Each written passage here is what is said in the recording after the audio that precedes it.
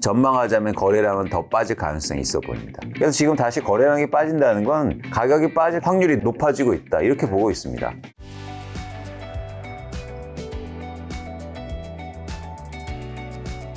김작가TV 구독자 여러분 반갑습니다. 오래간만에 인사드립니다. 왜 안 불러줬어요? 집값 오른다고 안 부르는 거예요?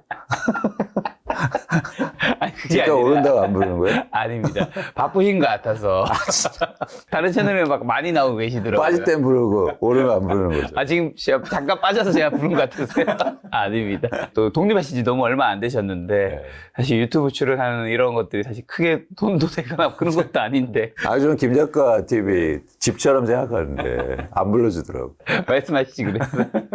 출연하신 지 그렇게 오래되지 않았어요. 네, 그런가요? 그 전에 이제 본격적 질문 이전에 이제 독립하신 지 몇 개월 되셨죠? 5, 6, 7, 8, 4개월. 그동안 한 달 쉬었으니까 한 4개월 됐네요. 4개월. 어떻게 사업은 좀 잘 되고 계신가요? 사실 제가 사업을 하려고 나온 건 아니잖아요. 네. 그래서 뭐 어쨌든 나와서 하면 이제 프리랜서든 사업이든 뭐 자기 일을 하는 거니까요. 힘듭니다. 김 작가는 대단하다. 제가 그러니까 이게요, 뭐 이게 있더라고요. 제가 회사만 오래 다녔잖아요. 네네네. 근데 회사 다닐 때는 휴식이 있었어요. 그러니까 회사를 나오면 사실은 휴식이 있었는데 회사를 그만두고 나오니까 휴식이 없어요. 없죠. 이게 일과 삶의 경계가 없어지죠. 밥 먹으면서도 일 생각하고. 어쩔 수 없죠. 제가 회사 다닐 때는 모르는 전화번호 안 받았어. 맞아. 네, 뭐지 하면서. 안 받을 그런데 지금은 새벽이나. 왜냐면 그게 고객일 수 있거든요. 무조건 받아. 모르는 전화번호는 꼭 받아. 더 좋아. 아는 번호를 안 받아. 에이, 왜 전화했어? 그러니까 그렇더라고요. 그래서 저는 이 땅에 계신 많은 직장인분들에게 한마디 조언해 주신다면? 직장인들도 그런 연습을 좀 하셨으면 좋겠다. 너무 이렇게 휴식인데도 그래도 공부하시고 그런 연습도 필요하고. 더 드리고 싶은 말씀은 정말 사업하시고 자영업하시고 이런 분들 정말 존경스럽다, 이런 말씀 꼭 드리고 싶습니다. 여러분 화이팅! 직장인 여러분들, 자영업들 모두 다 화이팅입니다. 자, 이제 많은 분들이 관심 있는 집 얘기하도록 하겠습니다. 네. 자, 지금 부동산 시장 분위기 좀 어떻고 사람들 심리. 이제 9월이죠. 곧 추석입니다. 그렇죠. 이제 또 추석이 오고 또 추석 때 모여서 또 집값 얘기 하시겠죠. 달래도 이제 난리 나겠죠, 이제. 거 봐라. 그때 작년 말에 올해 초에 내가 사라고 했잖아. 지금 바닥 찍고 올라온 거 안 보이냐? 그렇죠.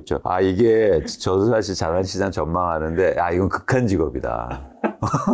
이게 맞춰도 욕먹고 틀려도 욕먹고 뭐 이런 상황. 근데 이제 제가 계속 드리고 싶은 거는 뭐냐면, 여러분들이 이 지금의 과정을 보면서 꼭 아셨으면 좋겠다는 생각이 있는 게 뭐냐면, 자산 가격이 빠진다. 여러분 지금 체감하셨잖아요. 그렇죠? 영원히 오르는 자산 가격은 없고 빠진다. 근데 특히 부동산도 빠질 수 있는데 빠지면 사자. 사실 이게 핵심이잖아요. 그래서 왜냐면 그래야 자산의 독립도 되고 사실 내 집 마련도 잘할 수 있다. 그래서 오히려 빠지는 게 어떤 거냐면, 자산 가격이 빠질 때가 기회라는 거죠. 그래서 기회에 대해서 여러분들 계속 고민하셨으면 좋겠고, 그런 측면에서 시장을 좀 보셨으면 좋겠다. 이걸 이제 전제하고 말씀을 좀 드리고 싶습니다. 최근에 시장 변화는요, 정확히는 이렇죠. 지난해 5월부터 집값이 빠지기 시작했는데, 그러다가 올해 1월까지 빠졌고요. 하락폭이 좀 컸습니다. 네. 그러다가 2월부터 거래량도 증가하고 회복했죠. 회복했나요? 네, 회복했죠. 네. 그래서 그러니까 예를 들어서 아주 간단하게 보시면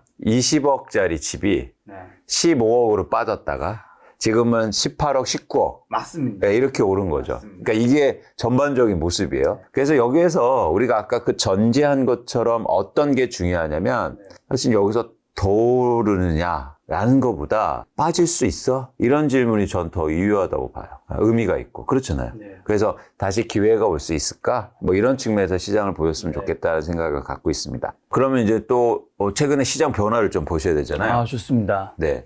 데이터를 가지고 오셨죠? 네. 이제 가장 중요한 변화는요, 이거예요. 거래량. 그렇죠. 그래서 제가 계속 강조하지만 거래량인데, 최근에 거래량이 다시 빠지고 있어요. 그렇죠. 그래서 정확히는 5월에 이게 전국 아파트 거래량인데 4만 건을 기록한 다음에 그 다음에 지금은 3만 6천 건으로 감소하고 있고, 제가 볼 때 전망하자면, 이건 이제 현상이고요. 전망하자면 거래량은 더 빠질 가능성이 있어 보입니다. 흥미로운 건 뭐냐면, 이 과거에도 한번 보실게요. 이게 집값이 빠질 때 어땠습니까? 정확히 거래량이 빠지면서 빠졌거든요. 네네네. 그렇죠. 그 다음에 거래량이 횡보하면서 일종의 바닥을 좀 다지다가 하락폭도 크면서 바닥을 다지다가 거래량이 오르면서 가격이 또 올랐잖아요. 네. 그래서 지금 다시 거래량이 빠진다는 건 가격이 빠질 가능성이 확률이 높아지고 있다. 이렇게 보고 있습니다. 그런데 저희가 이제 현상도 중요하지만 최근에 가격의 회복을 일으킨 원인이 뭔가 이거에 대한 고민을 좀 해봐야 되잖아요. 원인 파악을 해야 그게 지속될 건가? 그렇죠. 그렇죠.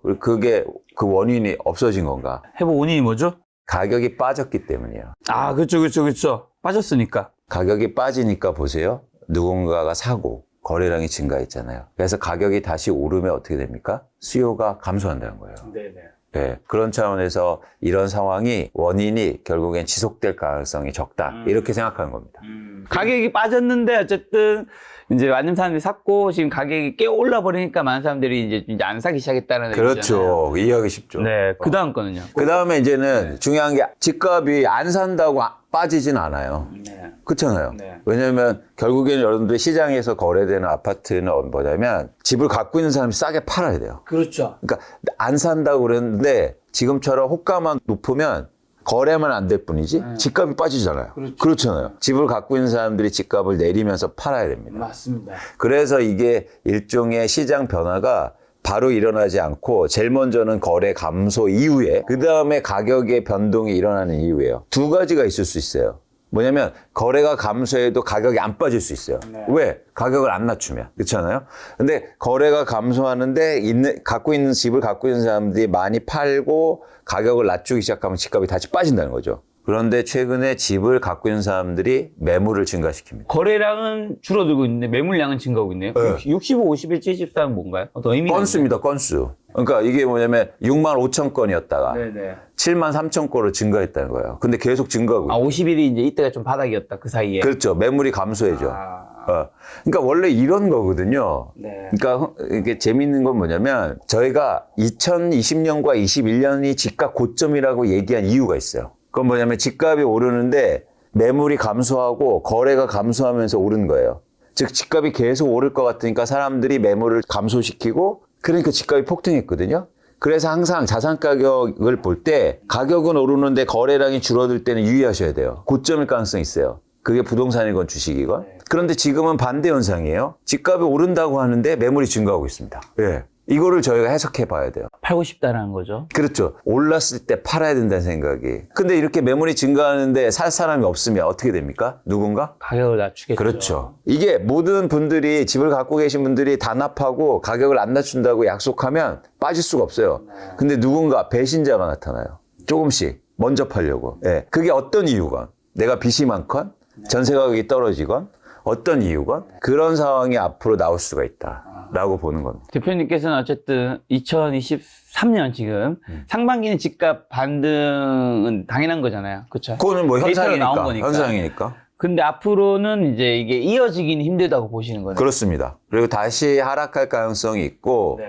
그러다가 이제 단계적으로 이렇게 될 거예요. 지금 이미 거래량이 감소하는데 거래량 감소폭이 더 클 수 있습니다. 그러다가 거래량이 크게 감소한 다음에 그 다음에 이제 또 누군가 매물의 양이 증가하고 있으니까 가격을 낮추면서 팔고 그게 이제 조금씩 거래되면서 이제 드디어 가격이 하락한 그 추세를 보이겠죠. 아, 그러면 집값이 혹시 이제 우리나라 역사에서도 어쨌든 이게 지난 한 1년 동안 하락을 크게 했잖아요. 네. 그리고 지금 한 반년 정도는 또 반등을 꽤 한 거잖아요. 네. 그리고 이제 그 다음에 이제 상승할지 뭘 하락할지 모르냐 이제 대표님은 하락을 보시는 거잖아요. 네. 지난 역사에서도 이런 시기가 좀 있었나요? 있었어요. 그때가 정확히 언제냐면 2006년부터 네. 2013년까지요. 이때 어떤 일이 벌어졌냐면 쉽게 말해서 음마아파트 얘기를 드려볼게요. 음마아파트가 2006년도에 7억 5천이었습니다. 7억 5천. 예. 근데 지금처럼 막 재건축 이슈가 되고 안전진단 통과하고 막 이런다는 거 때문에 음마아파트가 11억 5천으로 올라요. 1년 만에요. 네. 50%가 2007년도에요. 그러다가 2008년도에 서브프라임도 있고 이런 문제가 생기면서 이 집값이 다시 7억으로 떨어집니다. 그러다가 떨어지니까 지금처럼 또 올라요. 누군가 사죠. 그래서 이 집값이 얼마가 되냐면 다시 10억 5천이 돼요. 다시 올랐죠. 그래서 이때부터 계속 오른다고 하는 거예요. 또 다시. 그런데 이 집값이 2013년까지 다시 7억으로 빠집니다. 지금 얼마인가요? 지금 뭐 25억. 어마어마하네. 10년 전인데. 이러한 변화. 근데 그 당시만 보면 2006 2006년부터 2013년까지 굉장히 사실 긴 기간 동안 그런 변화가 있었다는. 그러니까 자산시장 가격이 계속 빠지기도 힘들고 계속 오르기도 힘들다는 거죠. 그런 차원에서는 이런 변화를 잘 보실 필요가 있고, 그래서 지금 가격이 오른 건 올랐으니까, 회복했으니까, 이제 회복했는데 지속되기 또 어렵다고 보고 있습니다. 그러면 그 대표님한테 조금 곤란한 질문 한번 드리겠습니다. 네, 네. 어쨌든 집값이 아까 예를 들면 20억짜리가 한 15억까지 갔다가 지금 19억 갔잖아요. 그럼 이제 15억까지 떨어지고 이런 흐름을 갈지 혹시 대표님은 아셨는지도 궁금하고요. 그다음 플러스로 그러면 이제 20억짜리가 15억 갔을 때 샀던 분들이 있잖아요. 지금 어쨌든 수익인 거잖아요. 앞으로 어떻게 될지 모르지만 앞으로 어떻게 되냐에 따라서 이게 이분이 잘 산 게 될 수도 있고 못 산 게 될 수도 있는데 올해 뭐 1월에 작년 12월에 싸게 사신 분은 잘 산 건가요? 못 산 건가요? 그러니까 제가 아까도 전제해 드렸잖아요. 부동산이 내 집 마련이건 투자 목적이건 가격이 쌀 때 산다. 떨어졌을 때 사자. 이거는 변치 않는 원칙이에요. 이걸 계속 얘기 드린 거고. 그런 기회가 왔고. 근데 그게 15억이 싼 거냐 16억이 싼 거냐는 사실 개인마다 다른 겁니다. 너무 어렵죠. 예, 예. 그런데 어쨌든 가격이 빠졌을 때 산 건 잘한 건데 이번에 되게 어려운 시장이었어요. 왜냐면 그게 빠진 게 한두 건밖에 없었어요. 살 수가 없었단 말이에요. 근데 앞으로는 뭐가 달라질 거라고 보고 있냐면 그렇게 빠진 것들이 저는 양이 많아질 거라고 보고 있습니다. 아까처럼 매물이 증가하잖아요. 그러니까 이게 보세요. 다시 한번 보여드릴게요. 빠지잖아요. 빠지면서 기본적으로 어떻게 됩니까? 매물이 줄잖아요. 왜냐면 빠질 때 기본적으로 자산 가격이 빠지면 사람들이 안 팔려고 그래요. 왜 그 가격에 왜 팔아요? 생각해 보세요. 왜 강남 아파트를 20억짜리를 왜 15억에 던지겠습니까? 다 안 팔아요. 누군가 급한 사람이 파는 거지. 그렇죠? 그래서 매물은 줄게 돼 있어요. 그런데 이상하게 어떤 현상이 앞으로 이어질 거냐면 가격이 조금씩 빠지고 빠지는데 매물이 증가하는 시장이 나와요. 굉장히 공포스러운 상황일 것 같은데. 그러니까 뭐냐면 이렇게 되는 거예요. 전 지금에 빠졌던 걸 어떻게 규정하냐면 많이 빠졌는데 많이 빠지지 않았어요. 폭은 컸지만 양이 많지 않았단 말이에요. 근데 이제는 빠지는 것들의 양이 많아질 시장이 온다라고 보는 거죠. 매물이 증가하면서. 근데 아까 이제는 이걸 예측했냐 나타냈냐 그걸 답변해 드리자면 사실 저는 이렇게 단기적으로 많이 빠질지 몰랐어요. 그리고 이게 단기적으로 많이 회복할지도 몰랐어요. 단기적으로 많이 빠질지 몰랐기 때문에 빠르게 회복하는 것도 사실 예측이 힘들었던 거죠. 그게 뭐 정책이건 뭐건 상관없이 저는 그 지점에서는 사실 두 가지 다 틀렸다는 거죠. 저는 이게 뭐냐면 지속적으로 빠질 거로 보였는데 갑자기 강남이나 서울 아파트가 막 30~40% 빠질지 몰랐어요. 단기 내에. 그래도 저도 놀랐고. 근데 그렇게 너무 많이 빠지니까 회복하는 속도도 빨랐다는 거죠. 그러니까요. 저도 참 제가 어느 지역에 샀는지 시청자분들한테 얘기한 적이 없기 때문에 집을 2021년 11월에 샀거든요. 네. 그때부터 여기까지 떨어지고 갑자기 또 여기까지 아까 말씀하신 예를 들면 20억이라면 15억까지 뭐 14억까지 갔다가 19억까지 오는 거예요. 근데 생각해 보세요. 만약에 그 빠졌을 때 샀다면. 그 생각 많이 했죠. 네, 근데 여러분들이 생각하셨으면 좋겠던 게 뭐냐면 그런 시기가 반드시 온다. 네, 그래서 지금 또 가격이 올라서 뭐 마음 또 급하시고 저한테 또 연락하시는 분들이 있어요. 너 때문에 또 집 못 샀다. 네, 근데 그거는 사실 저는 이제 시장을 예측하는 거지 여러분들 개인적으로 다 알려드릴 수는 없어요. 네, 그리고 김 작가는 안 불러주잖아요, 매일. 그렇기 때문에 한 달에 한 번 강제 출연하겠습니다. 그러니까 원칙을 갖고 계셨으면 좋겠다. 네. 왜냐면 이제 자산 가격이 다시 한번 빠지고 부동산 가격 빠지면 계획을 잘 세우셔서 내 집 마련 계획을 세우셨으면 좋겠다는 거죠. 그래서 그러면 이게 왜 매물이 증가하고 그러면 왜 이 사람들이 급하게 팔어 가격을 왜 낮춰 이렇게 이제 질문하셔야 되죠. 그죠? 매물이 그냥 증가해도 가격 올라서 파는 거 아니야? 갈아타기 수요 아니야? 그렇죠. 뭐 이런 거죠. 그런데 뭐냐면 이분들이 결코 편안하지 않다. 집을 갖고 계신 분들이.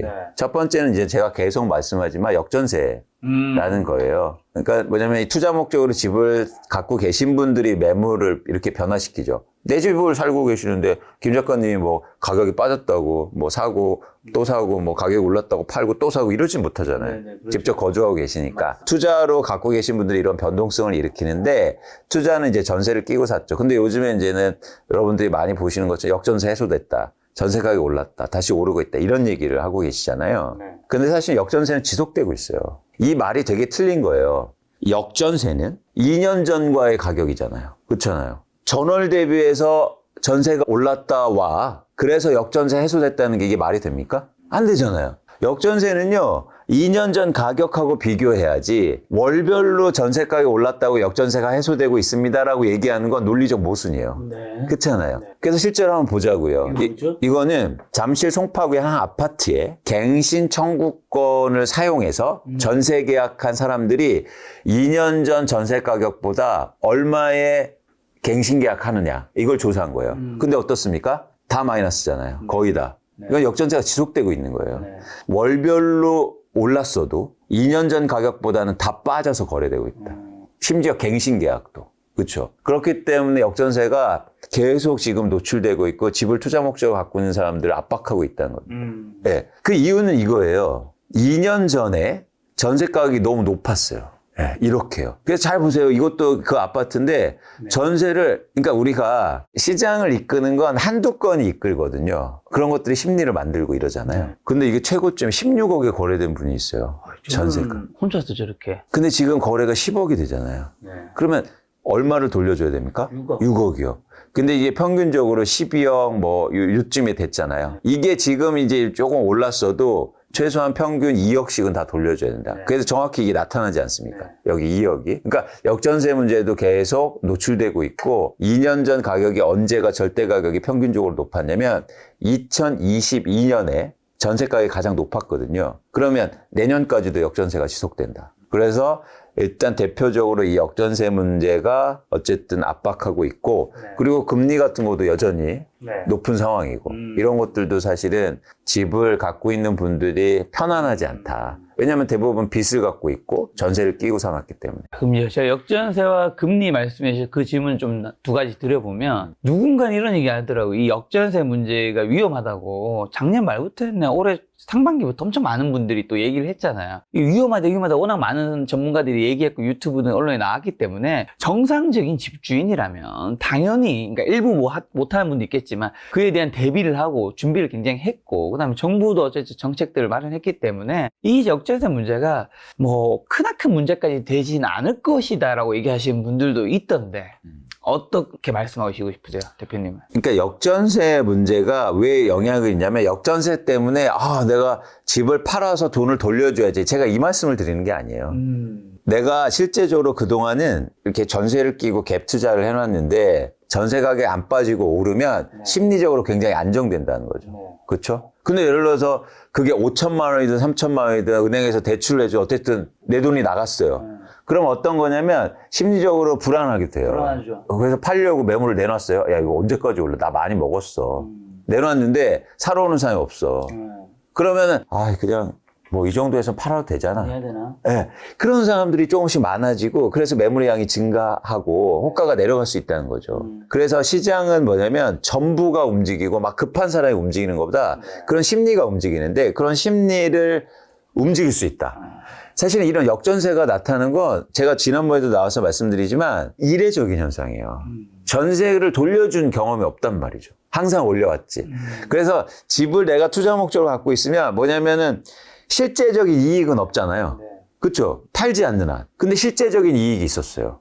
왜? 전세가 올라가니까 계속 나한테 돈이 들어와. 근데 내가 집을 갖고 있는데 실제적 이익이 없는 거예요. 이제 팔지 않는 한. 그렇죠? 어떤 이익이 없어요. 그냥 주변에서 막 고점 찍었대, 얼마 올랐대만, 그래 좋지. 근데 내가 실제적인 이익이 있어요? 없잖아요. 그러면 어떤 생각을 갖게 되냐면 이게 왜 스펙트럼이 굉장히 넓혀져 있다는 거죠. 아까처럼 서울의 아파트를 모든 사람들이 동시에 산 게 아니고 그 집을 누군가는 5억에 샀을 테고 7억에 샀을 테고 10억에 샀을 테고 그러면 5억 주고 산 사람은 이 정도는 이제 팔고 할 때도 됐잖아. 이런 사람들이 나오면서 매물이 증가한다는 거죠. 그런 현상이 나올 수도 있다. 그런데 이게 수요 공급 논리상 매물이 증가하고 수요가 감소하면 가격이 어떻게 안 빠집니까? 그렇죠? 공급이 증가하는 거니까. 네. 그런 생각을 갖고 있는 거죠.